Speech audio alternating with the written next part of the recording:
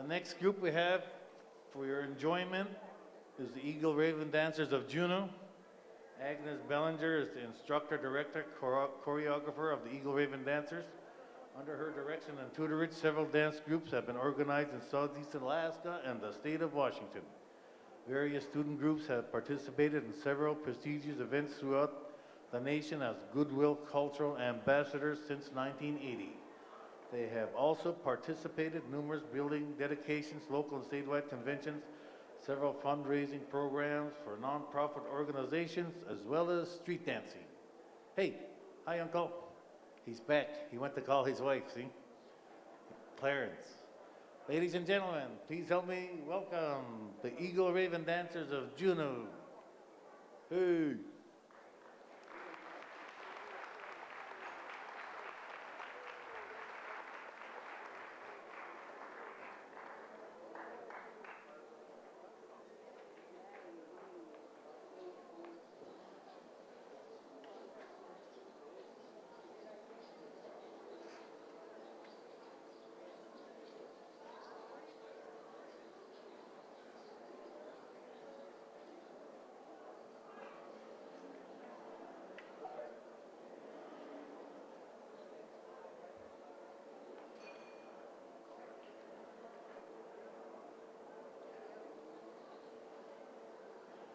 We're the Eagle Raven Dancers from Juneau. We invite all the Eagles and the Ravens to dance with us that wants to dance. That's why we're called Eagle Raven Dancers. My name is Agnes Bellinger, and I teach mostly just Chilkat style dancing. We have fast music because we have the Chilkat blanket. They have to make the Chilkat blanket fly around when they're dancing. We'll be doing a few songs. We got messed up because Fran Ulmer was supposed to be dancing with us, and we planned a program around her, and she got called out of town. She had to go to Anchorage at 7:45 tonight.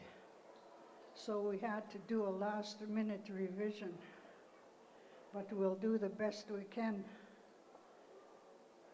We're going to use the Simsian entrance song.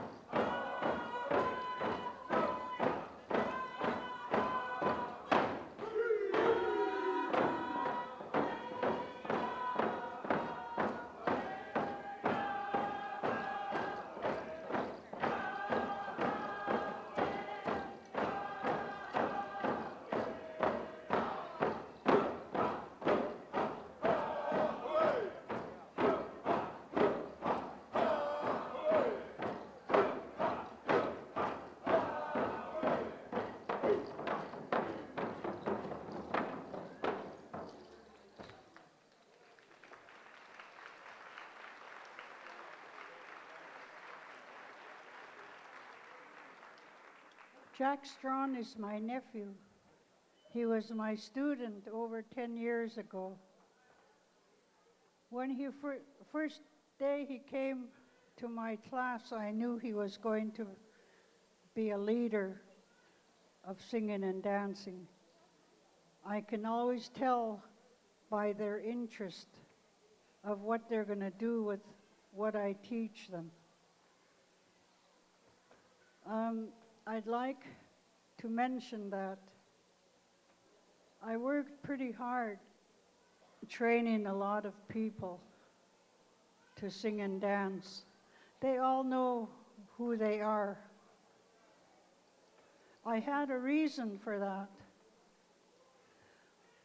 My ancestors, my grandmothers, my father, they told me we had to work extra hard when the time came for us to learn our culture and teach it to other people.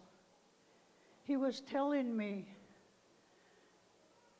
that before the 1920s, they had to sign a piece of paper in order to become a citizen of our own country. And if you didn't sign it, you either had to go to jail or you didn't become a citizen. I know our shaman from Klukwan, his name was George Saunders, he went to jail 2 times because he wouldn't sign this piece of paper. The last paragraph was the most detrimental. I have a copy of the one my father signed. David Light found it at the historical library. My ancestors told me about this paper, but I didn't believe it. I didn't think such a thing could happen to us. Anyway, on the bottom paragraph, it says, I, John M. Clonat, do hereby and now and forever give up my language and my culture. And he signed it. And he said everyone had to sign it. And they always told me that's why when the time came, the ones they were training, they had to work extra hard to get our culture back. And I have been trying. But now I'm getting up in age and it's getting pretty hard for me. In fact, I noticed my peers, it looks like we have a new style. We all have a cane. I forgot my cane in the back room. I always forget it. Anyway, this is the reason we're all working so hard to bring our culture back, because our ancestors had to give it up. It makes me happy to see all the faces in here that come for the celebration to learn things. It makes my heart feel good when I see little kids dancing. Okay, we'll continue on with our song program. The first song we're going to do is Day in Datan. This was composed by Charlie Moses. His name was Tawyat. He was from the Chilkat area. The history they told us about that song, it fits right in with the way the song is composed. When the Salvation Army came to Haines, Tawyat, he fell in love with the religion. He just loved it. and he moved to Sitka because that's where the Salvation Army moved. And one day, a man from Chilkat area came to Sitka, and he saw Taoyat on the street corner beating on his drum. And that man said some hard words to him. He said, "What are you doing beating your drum on a street corner when your grandfather's house fell down?" The house was at Groundhog Bay, Kukanuwu. My cousin just died about 2 years ago. Her name was Helen Thomas. Taoyat was her grandfather. Her grandfather raised her. And this man, he was undecided whether he should go back to his culture or keep on with the Salvation Army religion. That's why he says in the first verse, Dayin Datan, the world turned upside down with him because he was pulled two ways. He didn't know whether he should go back to his culture or keep on with the Salvation Army. He decided in favor of his culture. He built a house at Kukanuwu. That's the one that sits in Huna now. George Dalton and them brought it over from Kukanuwu. They dismantled it and brought it over. That was Charlie Moses' house. He composed this song, and we like to sing it.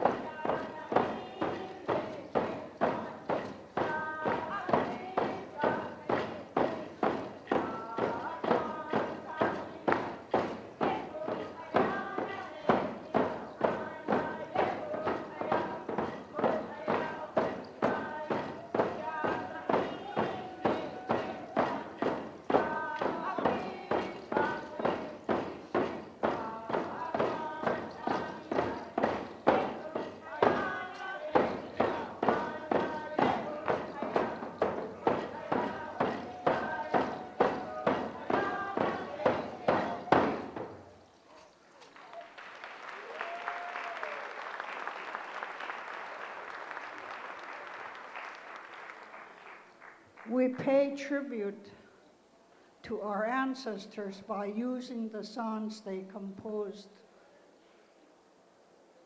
There is no way we have any right to change the words or the tune. We should sing it the way we were taught. Some of the songs are starting to change.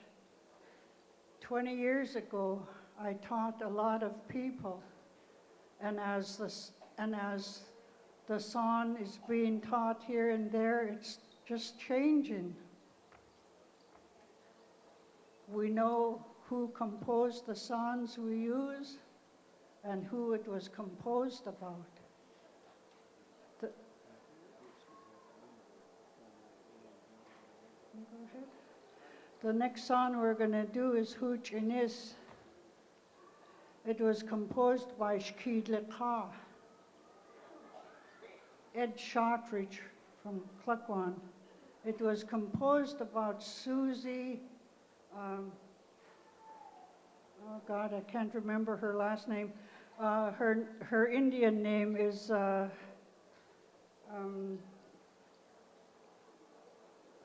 I forgot that too.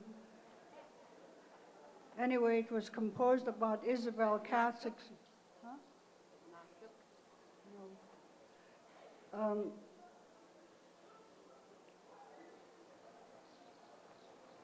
When I was teaching in Cluckwan in April, I saw this little boy. He's a white boy, but he's going to show you something tonight. I tried to steal him from my niece. I want to introduce my niece.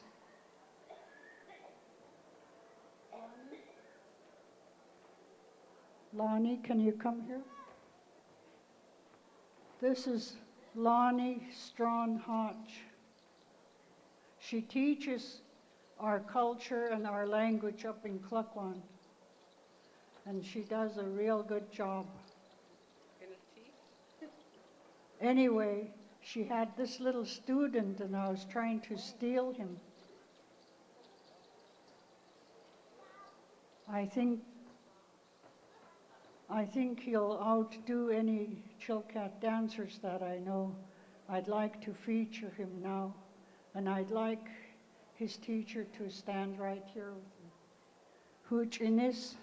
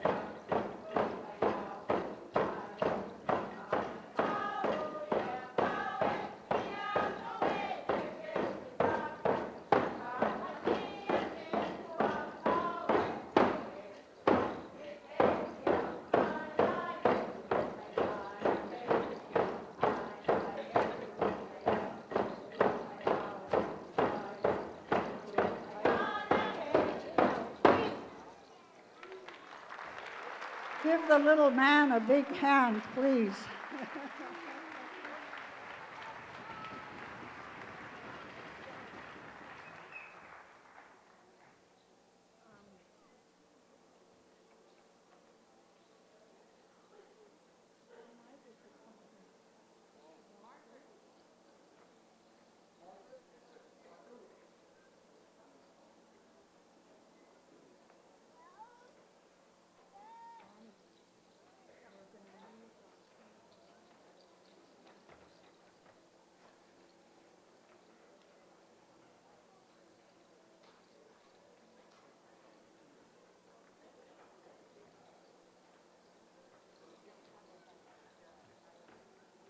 Um, the next one we're going to do was composed by a man named Kulnach.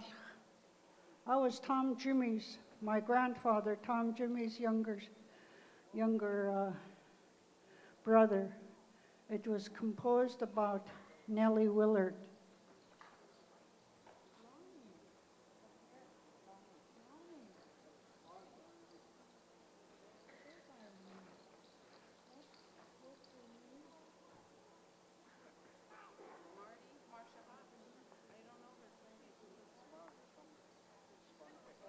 Anyway, it was composed about Nellie Willard. This is a Shengukedi song, but there's some Shengukedis in the Clickwan dance group. And also Tom Jimmy, he's the only grandfather I knew, so that makes him my grandfather too, so it's all right for me to use it. Sealaska gaan kies in it.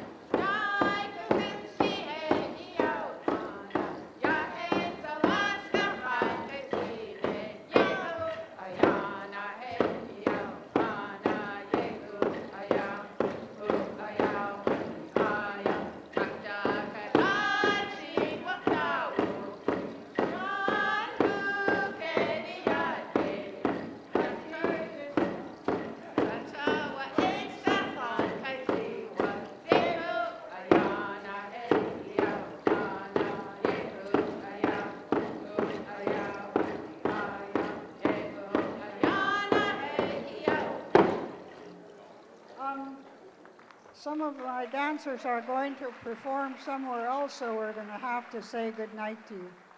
We're going to do an exit song.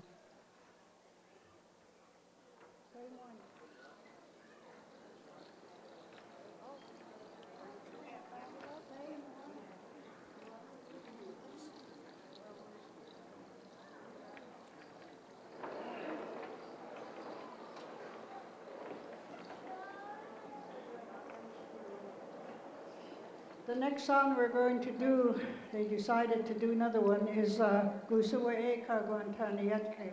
This was composed by Austin Hammond's dad, Tom Phillips. His Indian name was Nichku'ua, and it was composed about Hussein of Mark's Trail.